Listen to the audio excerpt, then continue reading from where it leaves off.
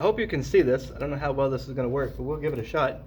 This is for our target superheat chart. So if we have a fixed orifice metering device like this, it's just a fixed hole, it does not change. Yes, it's a very simple metering device, but it doesn't work so well. So let's go over what we have going on with this. All the conditions are going to affect how much refrigerant is in that evaporator coil. So as the outdoor temperature here, this is a 66 degree outdoor temperature up to 115 degree outdoor temperature. As the outdoor temperature goes up outside, there's more pressure pushing against the liquid, pushing more liquid through that metering device. That means we end up with more liquid refrigerant in our evaporator coil, and that affects what our superheat is going to be. The other thing we have acting against this is our return air wet bulb. So if we go inside the house and get a digital psychrometer like this, and we check the wet bulb temperature inside, it gives into account temperature and also the humidity of the air inside. Both the humidity and the temperature are going to affect how fast that refrigerator is boiling away. So very, very important that we take into account the inside temperature and humidity here, and also the outdoor temperature here. So if we know our return air wet bulb, any one of these numbers coming down, and we know our outdoor temperature, any one of these numbers going across, we can find out what our superheat should be at.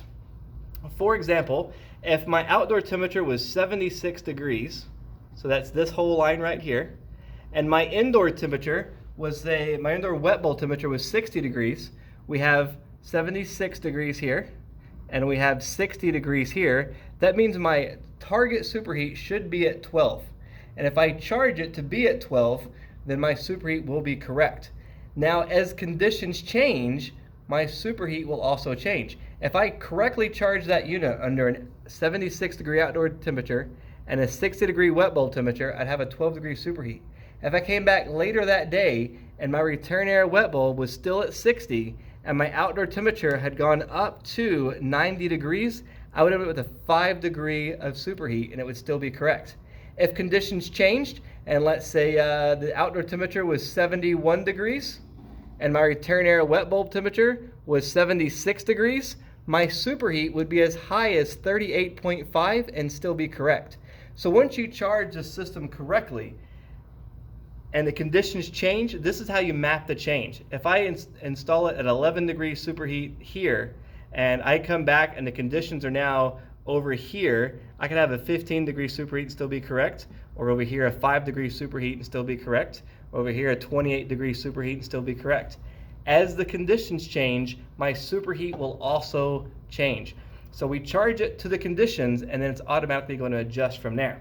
So it's very simple. It does take a little bit more to charge with a fixed orifice because I have to get the return air wet bulb with my psychrometer and I have to go outside and get the temperature of the air entering the condenser before I can chart what my superheat should be at.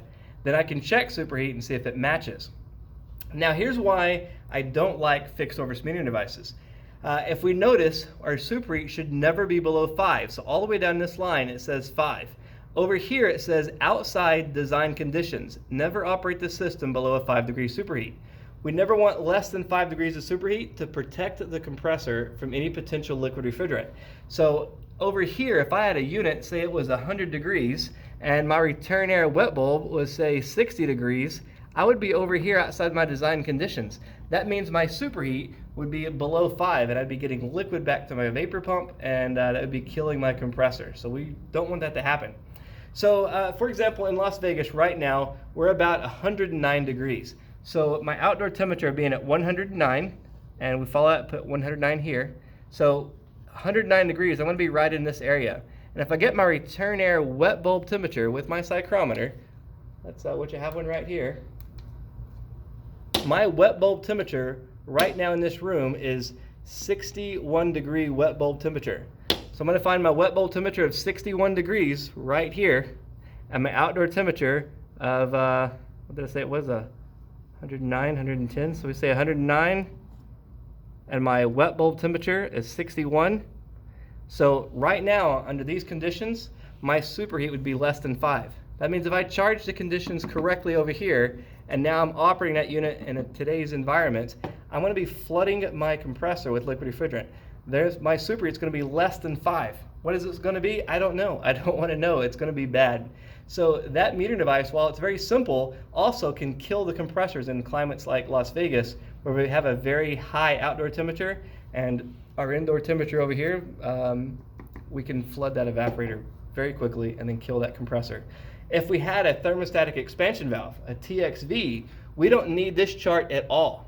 With a TXV, it's going to try to maintain superheat anywhere between 8 to say 18, depending on the manufacturer. It's going to try to maintain that superheat, assuming that you have the proper airflow and within reason, of course. But it's going to try to maintain superheat. So it's going to open or close as it needs. That valve is going to make this size of the hole increase or decrease so that we always have the correct amount of refrigerant in that evaporator. And that makes that system work really, really, really well. To whereas this target superheat chart, there's many times you're going to be over here below 5 degrees target, you're going to be flooding your compressor, aka killing your compressor, and that's not a good thing.